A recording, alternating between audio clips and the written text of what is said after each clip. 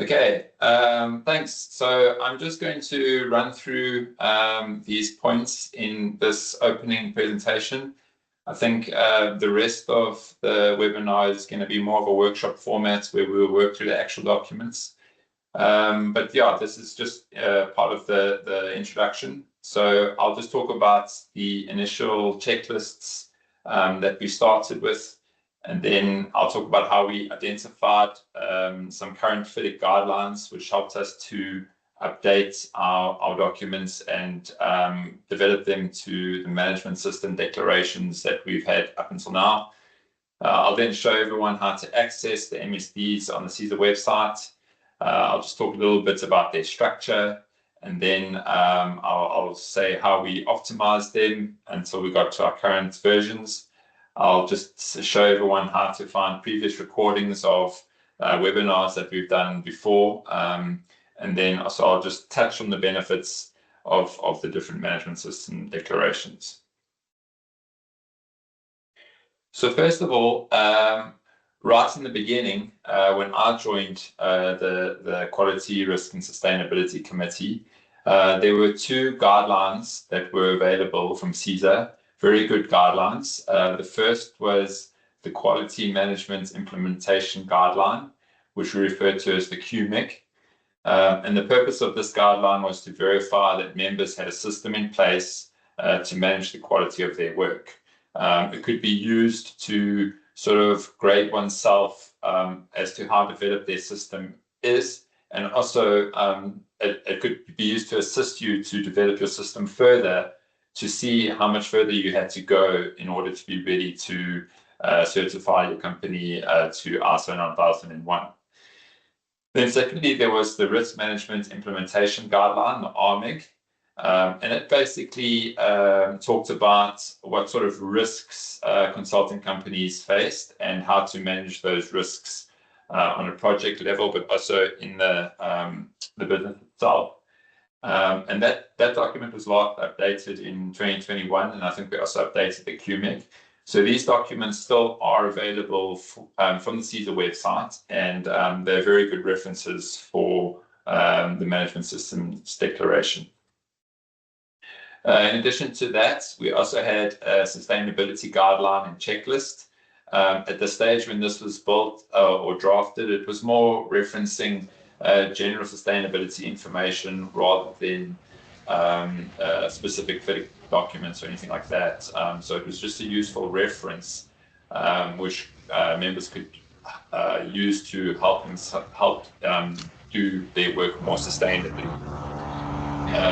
And then lastly, there was the Business Integrity Management Guideline, which was drafted in October 2009. And the purpose of that document was to ensure that members acted with integrity in their business. It's very similar to the code of conduct that CESA had at the time, and also the EXA code of conduct. But I think in 2008, the QMIC was based on FIDIC's interpretation of ISO 9001, which was updated in 2008. But it was updated again in 2015. And there was quite a big change from ISO 9001 2008 to 2015. And we realized at that stage that we actually need to update the QMIC itself. So CESA went through the process of appointing a consultant to update the QMIC, but they came back and the checklist was over 100 questions long. And we thought it was a bit cumbersome, for members to work through this long checklist. So we thought at the time that we really need to try and simplify it and come up with something a little bit more user-friendly. At the same time, we thought, well, if we're updating the QMIC, we should update the integrity and the sustainability checklists as well. So I think that was at that point where we said, well, let's look for documents that could assist us in updating these checklists, which are available at the moment and are based on current thinking. And CESA is aligned with FIDIC, and so that was a natural place to start. And we saw that FIDIC had actually published an updated interpretation of ISO 9001/2015. So we used that to develop the quality checklist. And then we also noted that FIDIC had guidelines for integrity management. So we used that reference. And also a project sustainability management document, which we could then reference for sustainability. So that naturally led to the development of the management system declarations as we have it. And so we've relied quite heavily on the FIDIC guidelines, and that's really good, because then these documents become the reference manuals for filling out the MSD and trying to interpret and back up what CESA is looking for when the members are working through these MSDs.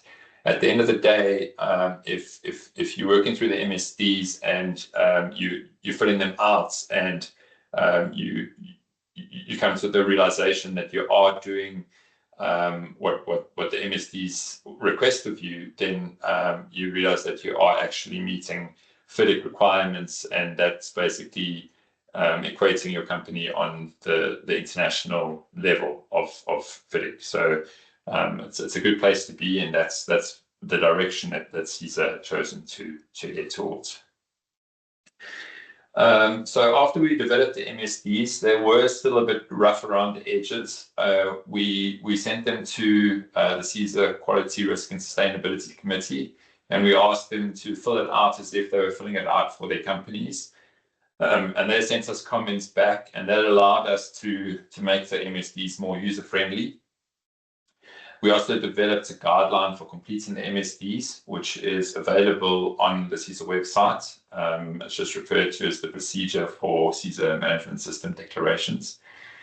And then at that point, CESA had also appointed their website developer to convert the MSDs from being paper-based to being an online form to be filled in. So when we work through the MSDs later on in the workshop, you'll see the paper, the Word versions that we had developed, and those then became the actual checklists that are currently on the CESA website. CESA decided to make the completion of the MSDs mandatory. So CESA has this need to confirm that their members are developing their management systems, and so that's why they've made it mandatory. I think every time a member firm completes the MSD, it's an acknowledgement that CESA and CESA's members are aiming towards better developed systems. So hence they made it mandatory, and they linked it to the annual declaration, so that when the members are filling out the annual declarations, they can also fill out the MSDs, and everything can be done at the same time. We do, you'll see when I go through the structure, have a requirement to provide evidence for the answers given in the MSDs. But I also make the point later that the evidence doesn't need to be uploaded. It just needs to be made available. So should the member go through a verification process, we can look at those documents and confirm that that is what CESA is intending as meeting that point. So basically, by filling out the MSDs, it's providing CESA with the assurance that the members are they do have, first of all, they do have these management systems in place. They are developing it, and we're now in our 4th year of running the MSDs, and we can see the improvement from 1 year to another, and I think that's what CESA's aim is. It's not only to have members that have their MSDs at 100%, but also to see improvement from 1 year to the next. So I'm just going to quickly shoot through how to find the MSDs on the CESA website. We just basically, you head over to the CESA website. You'll see at the top there's the member login, and that takes you to where all the really good member information is. You'll hit the login requirement. If you don't have these details, you can contact Gillian at CESA and she'll send these to you. Once you're through the password and you come to this screen, you'll see basically all the documents that you get as a member. There's lots of stuff that's not behind the password that you can access as well, but as a paid member, there's some really good stuff in here, such as like the practice notes and the previous presentations. But I mean, what we're focusing now is on the annual declaration. And like I said earlier, we lumped the MSDs with the annual declaration. So this is the way to access it. Once you are into the annual declarations and you've clicked on, either the integrity, the sustainability, or the quality MSD, you'll be confronted with the checklist for each of those. And that's basically what you see on your screen now. So I'm just going to run through. This is a screen grab from the integrity MSD, and all three have a very similar structure. So just running quickly through, the laser on. So you start with 1. So that's the MSD number. And I think when we're working through the checklists and you have a question, it'll be really useful to put the MSD number question in your question so that we can shoot to that, and it's just an easy reference. The next 2 columns is the reference documents that we used to develop this question. So for instance, for the integrity MSD, we referenced 2 of FIDIC's integrity documents. So you can have those documents available. And I don't know if you've seen in the chat box, but Philip has already put a link where you can download these documents for free in PDF version and have them as reference documents while you're working through the MSD. So for this question, you would be able to open up both references to these sections and read up more about what we were thinking when we developed this question in the MSD. Then point number 4 is the actual question. You've got the question at the top, and then you've got a paragraph of additional text, which is just trying to unpack what CESA wants from this question. Once you've read the question, you think to yourself, yes, we do that. So you tick yes, or no, we're not doing that yet. That's something that we still have to develop, and so that there's a plan there. Or it could be not applicable. And for example, if you look at this question, has top management documented an integrity policy statement? There's many CESA member firms where it's just one person in the company, and they're not going to have an integrity policy statement because their integrity policy statement is their personal integrity. So in that case, you could just say not applicable, and you just say my company is just me, and therefore I don't have an integrity policy. But if you do, then you would list here in your evidence column, yes, I have an integrity policy. The code is I.5 or whatever. And then when we verify your company, should we get to that point, we can easily open up and say, okay, you said you've got an integrity policy. Let's open it up and have a look. And that's basically what we do during the verification. So just some additional points here. We don't ask you to upload these documents. So just a note for our reference. When you verify in the actual meeting, you'll flash it.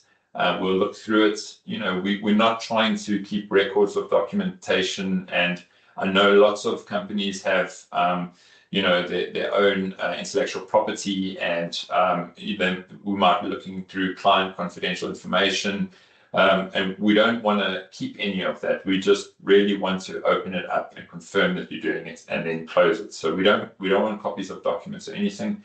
We just want to open it and verify it if we do verify your company. And then, as well, I already said that the intention is not to score 100%, but just to give CESA an accurate reflection of where your company is in terms of the development. And then the other thing as well is that it might take quite a while to work through all the checklists, but the very first time you do this, you work through it, it takes a while, but the next year, your answers automatically roll over from the previous year, because when we decided to do this, we were like, your company's not going to move backwards, right? You're only going to move forward. So there will be some questions where you go from a no to a yes. And so all the answers from previous year automatically roll over, and you only change the ones that you are now doing. So it gets quicker and quicker and quicker each time you do it. Okay, then just in terms of optimization, like I said, the first year we sent out the MSDs to our members and asked them to complete it. It was in 2021. We had a small turnout of people who actually did it. It was less than 20%. But we got really good feedback from those members that did do it, and they basically asked specific questions, and we could see some of the MSD questions we had to slightly change to be a bit more clearer. So we've updated as we go along.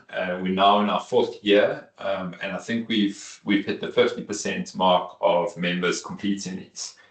So we're really trying to get that last 50% to do these, because not only does it give CESA assurance, but it really helps the company to understand, what their systems can develop to.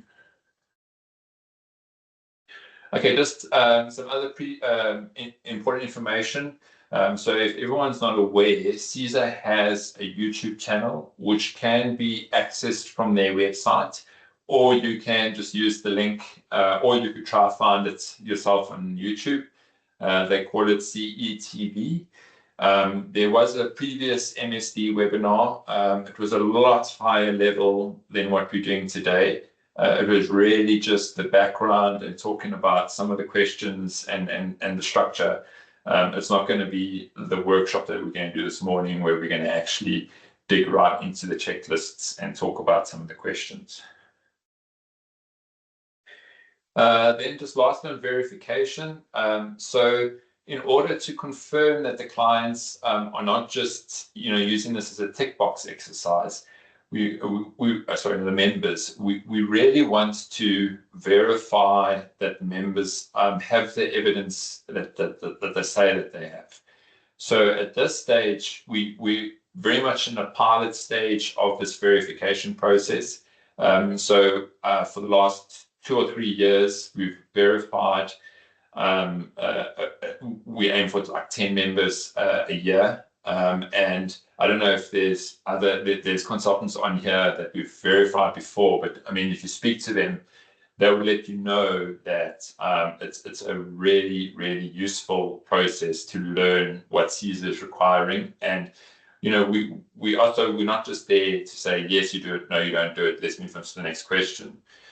For questions where it's no, we really just talk about what system development stage you're at and how we can get to the next level. So it's a learning opportunity, and it shouldn't be seen as you're doing a test, but more as just a check-in. Like I'm here, I'm at this level. These are our documents, and these are stages where we're not yet developed. And then we say yes, we agree with you. You had a 60%. Let's see what we can do to get you to 70% next year, sort of thing. So we open up the same checklist that you fill in, but on our side, on the back end, on the CESA platform, we've got some additional columns which just basically say yes, verified, or verified with comments, or no, they misunderstood the question, so they're not quite there yet. And so after that, we generate a report, which we then send to the client, to the member firm, which says yes, they are 100% verified, or 80%, or whatever the case is. So then just the last few slides, just some benefits of the systems. I mean, I really think they talk for themselves, but I'll just touch on some of these points.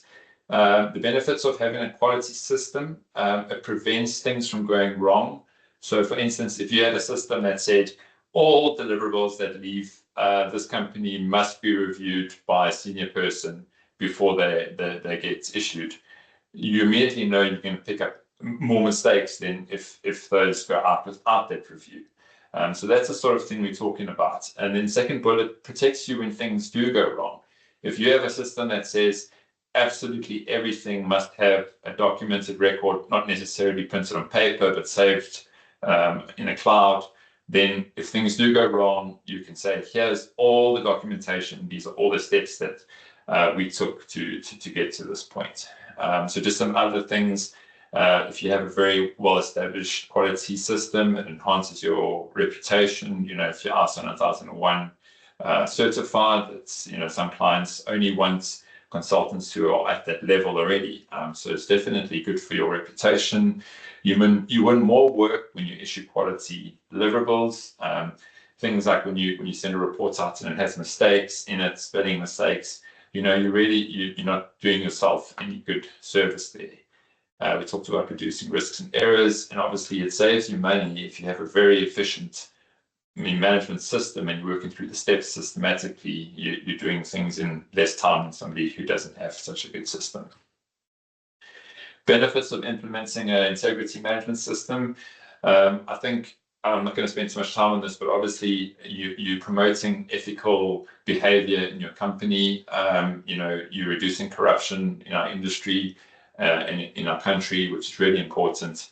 And as well, I mean, if you're acting in your work with a high level of integrity, it's going to reflect in the quality of your work. Lastly, with sustainability, essentially, if you're taking a sustainable view on your projects, you're going to reduce energy consumption, water consumption, and materials consumption. So your projects will automatically cost less.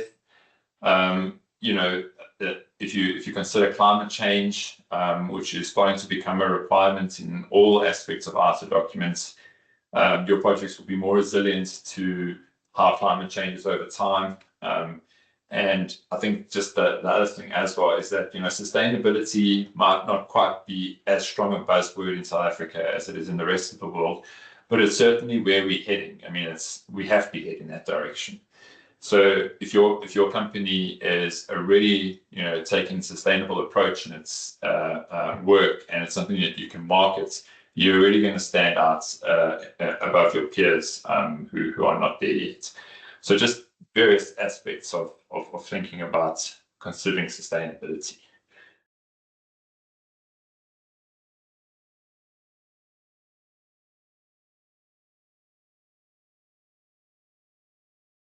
Project Sustainability Management Declaration. Similarly to the previous two, the first thing that we're going to ask is if your firm is certified. I'm not sure if Diane made this point, but if your firm is ISO 9001 certified, then you can get exemption from completing the rest of the quality MSD, because that just shows that your company is at a very high level of development in terms of your quality MSD. And therefore, I think there won't be really a point in answering the checklist. And then you would just basically upload your certificate, and you would confirm that you're certified, and then you could skip the rest of that checklist and go on to the integrity and the sustainability checklists.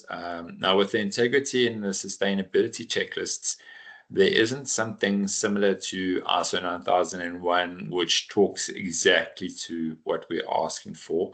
And so the last few years, we've asked people if they are certified in these two in any sort of way, to just list their certifications, so that we can start developing a database and start to understand, what certifications are out there, and if they do speak to what FIDIC is trying to achieve. So, for example, for the integrity MSD, we have found that there's an ISO standard, I think it's 37001, which talks to having an integrity management system, and that is something that one could get certified in. But we haven't yet allowed exemption for that certification because we're still getting familiar with it ourselves. And similarly with sustainability, there is many ways you can certify yourself in terms of sustainability, but it doesn't necessarily cover all the aspects that we're trying to achieve. So that's just a few comments on the certification. Basically, after that question, we jump straight into it.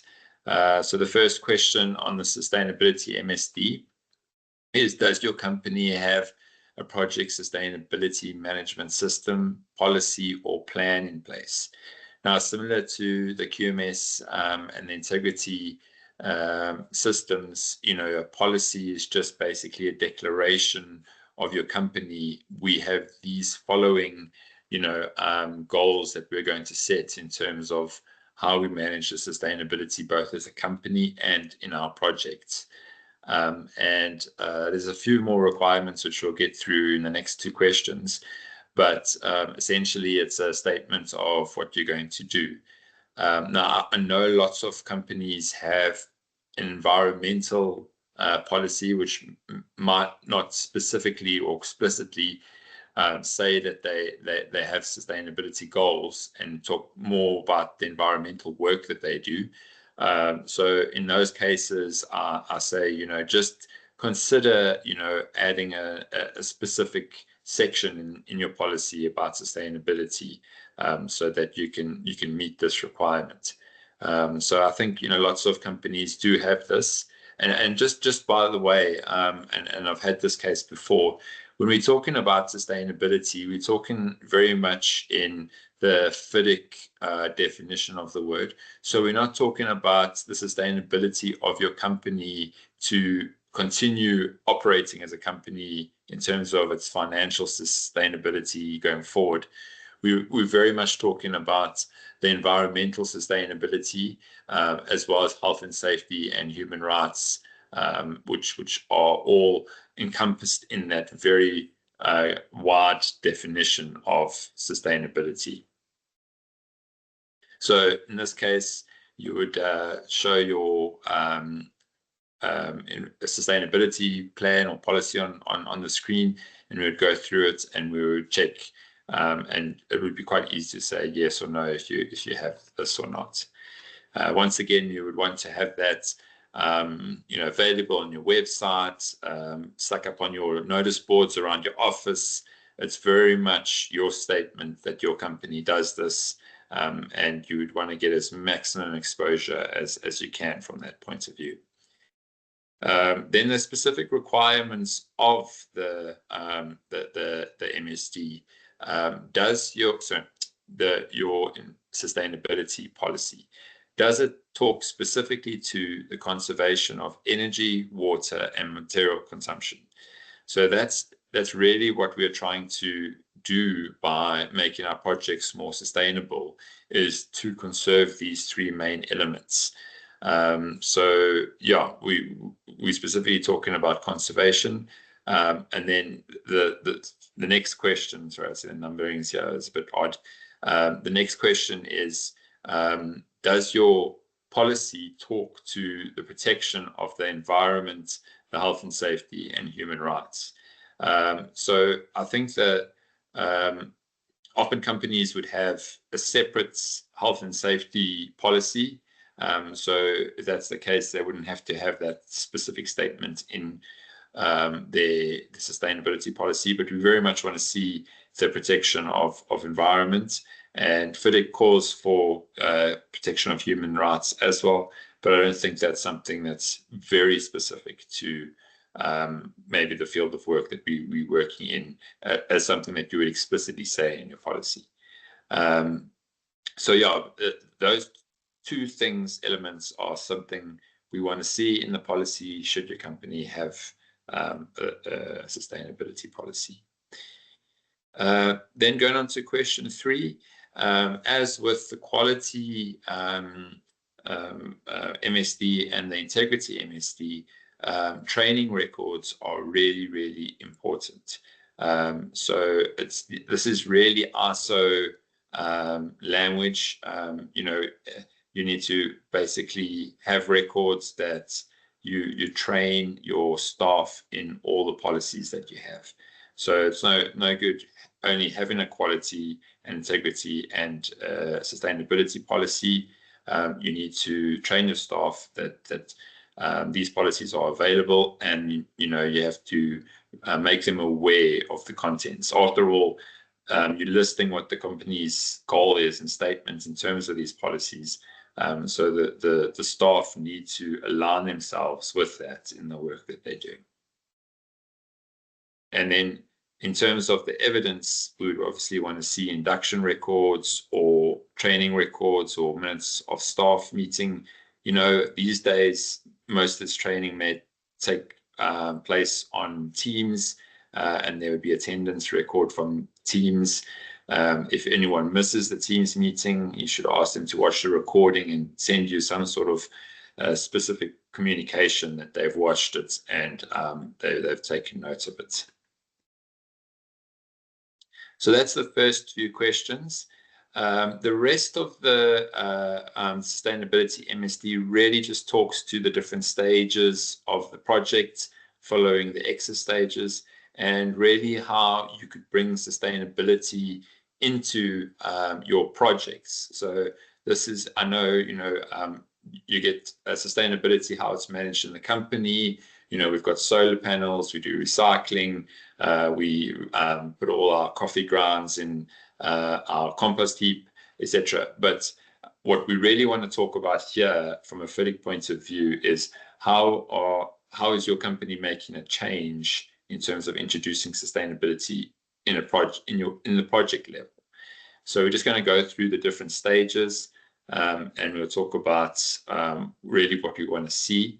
And the thing is, like where FIDIC would like us to be is one level, but we're really just trying to get sustainability into our industry. So, I mean, FIDIC is already at the stage of, set your sustainability goals right up front, and then let's monitor how successful we are at achieving those goals, and then talk about near the end how we could do better in our next projects. Whereas, at this stage, we just really want to start introducing sustainability into our projects so that we at least doing sustainability, at the beginning levels. So I think we're going to get to that stage where we have sustainability in our QMS, in our management systems, and we're measuring our objectives, and then we can tell how we can do better. But at this stage, let's just start bringing in sustainability at the start. So the first stage is stage one, inception. Does the company consult with the project team and other diverse consultants regarding the sustainability strategy, which forms the basis for sustainability and resilience planning for the project? So this is really, right at the beginning of the project. Say the client sends you an RFQ, you're going to design this facility. They may or may not include sustainability objectives from their side. But at that point, you think to yourself, okay, what are we going to do in this project to set some sustainability objectives? Are we going to use materials that have a low carbon footprint? Are we going to try and optimize on how much water we use on the materials, etc.? I mean, there's so many things you can think of, but right at this beginning stage, you're busy drawing up your proposal. It might be at the point where the client's given you the work, and you're drawing up your project plan, and you're trying to define what you're going to do in this project.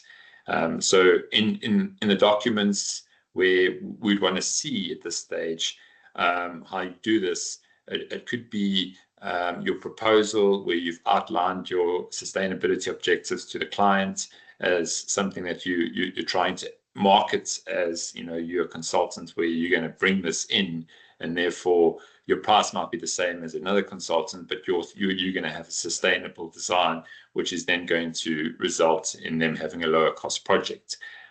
for instance. Or it could be your project plan, like we said, where you've set out your objectives right at the beginning. Or what I've seen in other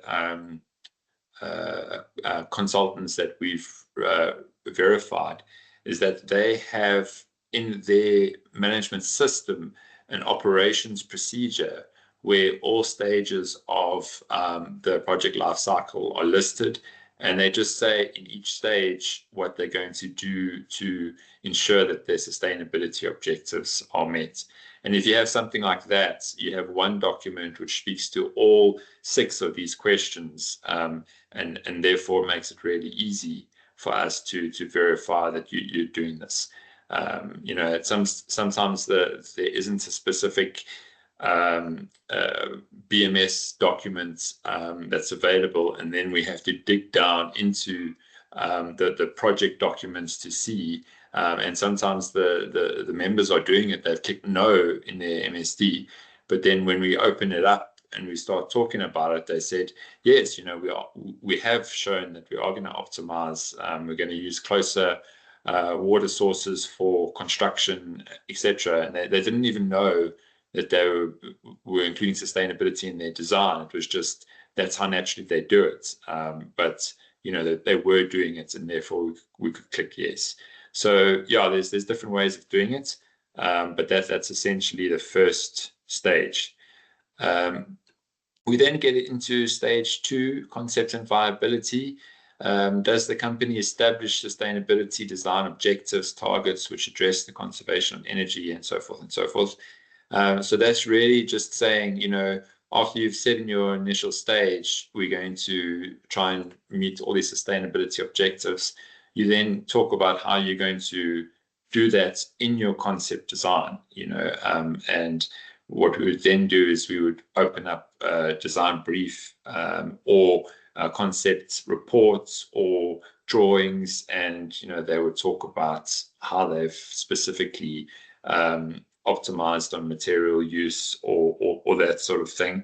But it's really just talking about how to be sustainable in your design at the design stage, and show evidence that you're doing it. That would then roll over into lots of additional advice here, but it's all just really about the different aspects of sustainability. Would roll into the detailed design. So you've now agreed your concept, you've got it signed off by the client, you've set your sustainability objectives, and now you're going into that detailed design where essentially you're finalizing all the details, you're confirming everything you've said in the concept, you're doing your detailed design report and detailed drawings, and you're now establishing whether the objectives that you set in the conceptual stage are being met by your design. And so what we've said there is the documented design review.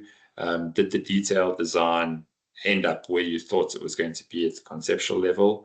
Or, we look at detailed design reports or detailed drawings, anything that can show that you've achieved what you were doing at the initial stage and at the conceptual stage.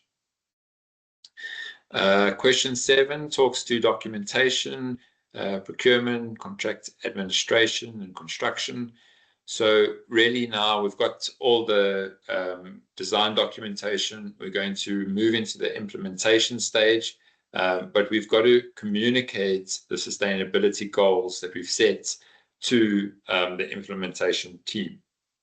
So it's all about, are your sustainability objectives detailed in the tender documents or in the construction drawings, or can you show minutes of a kickoff meeting where you've explained all the objectives to the implementation team during the site meetings? So it's anything where you've set the objectives at the start, and we're going to monitor them through construction and see if we meet those goals via the construction. And so we've said contract documentation is usually the easiest one to show this, but any of those other documents I talked about could also be shown as evidence. And then basically we get to stage 6 project closeout. And there's 2 questions relevant to this. So the first one is, does the company ensure that once the project is completed and commissioned, that the operating staff of the owner are made aware of the objectives of the sustainability system in order that performance of the system may be monitored? So I think maybe an example of one of the consultants that we monitored or we reviewed could explain exactly in terms of an example here. So for that specific consultant, they were brought in to investigate a water reticulation system and find out where the leaks were and provide recommendations. And so they did that. They found the leaks, they repaired the leaks, and they then handed over, or they did training and handed over documentation of what that municipality needed to do to ensure that no future leaks happen, and if they do, what their next steps would be. So by that, the design was more sustainable because they were preventing leaks or conserving water, but then they also trained the clients as to how to identify to prevent that loss of water going forward. So it's all about how do you hand over and train the operating staff so that they can continue on the sustainability objectives when they operate in the facility. So that's the first one. And then the second one with regards to project closeout is quite similar. Does the company ensure operating, maintenance, and decommissioning information includes the sustainability objectives and indicators as set out at the start of the project? So here we're really just talking about an operations and maintenance manual. Usually that's a typical deliverable that you'd hand over at the end of the project, near the end of construction, which would then help the clients to operate and maintain the facility. So we say include the sustainability objectives in there. You know, we've cut down leaks in the reticulation system from 20% down to 2%. If your leak starts increasing above 2%, check these 5 items. If those 5 items are if there's any issues, you know, make those repairs and bring it back into meeting the objectives that we handed over, sort of thing. So that would be the case in terms of this. Now, the other thing I just wanted to point out, and I said this earlier when I was talking about the structure, there could be an example where your firm doesn't get involved with this. So the one verification I did was with a company that only went up to detailed design. They didn't get involved with the implementation or the closeout of the project. And in that case, then you should just rather say not applicable. And then what will happen is the system will reduce the amount of questions that are relevant to you to the ones that you haven't clicked not applicable to. And so instead of answering 10 or 9 questions in this case, you'll answer 8 questions, and the stage 6 project closeout wouldn't be applicable to you. Click not applicable rather than saying no, because no will then count as something that you're not doing. And so instead of saying 100%, you got 8 out of 8, you'll score 80% saying 8 out of 10, whereas those questions should have actually been marked not applicable. And don't forget to give your justification. Just say our company doesn't work or doesn't get involved in project closeouts. So that was just the last few bits of advice in terms of the form.